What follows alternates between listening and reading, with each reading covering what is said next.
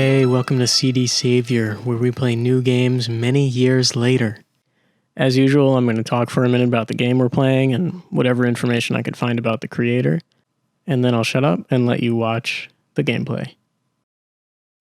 Today we are playing the Extacy.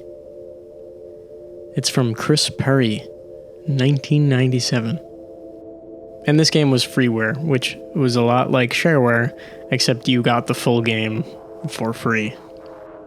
Now, I looked a little bit into Chris Perry and his Psycho software, sometimes just called PSI, and I could not find much, but while playing the Extacy, I did find a link that he shared to his website. It was netline.com/PSI. Trying to find this website kind of took me on a wild goose hunt, because I would click a link and it would say, we've moved, right? So I click the first link and it takes me to this website, and I check out the cheats section and there's nothing there. And so I have to go back to the website and check a later date, because this was from 1999. And I check a later date and the website doesn't exist. And so it says we've moved again. And I click that link, and I follow that link, and then it says, hey, we've moved again. And I finally find this guy's website in 2001.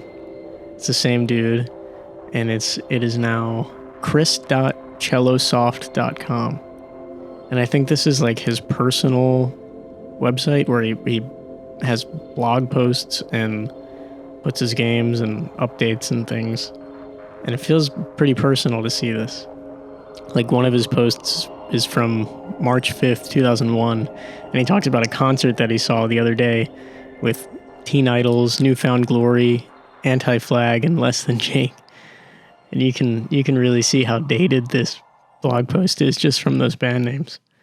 But he goes in depth about the show and what he saw, and he has so many other blog posts just talking about little moments in his life like that.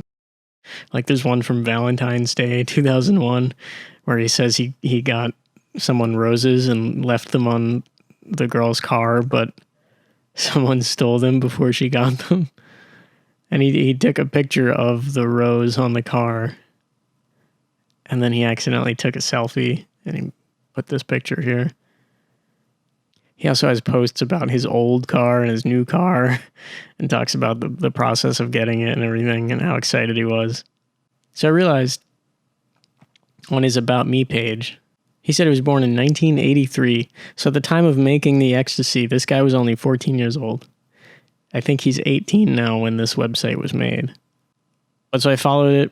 I kept going forward in time, and the website kind of changed as it went on, and it looks like it turned into a group of people just called Cellosoft, and they make other software and games, and it says they currently have 12 members, and in that list is Chris Perry. And so Cellosoft and Chris Perry made a good amount of games, especially Chris. He has like an archive of screenshots of a couple of his old games that he made when he was 14, which was really impressive.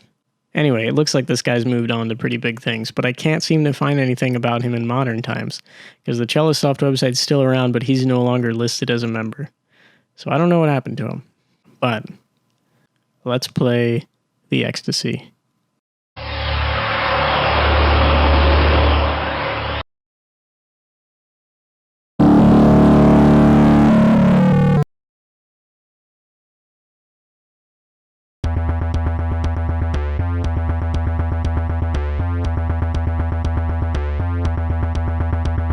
This is a really creative game, actually, and I've never played anything that's quite like it, where it's kind of like a block blaster game, but also like doodle jump, kind of, and it's very difficult for me. I could not get past the 5th level, I think, but the music's good, the gameplay's good, it's challenging, and it's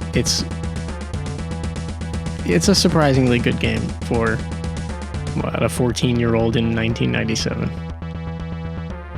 So I will stop talking now, and you can enjoy the sounds and gameplay of the Extacy.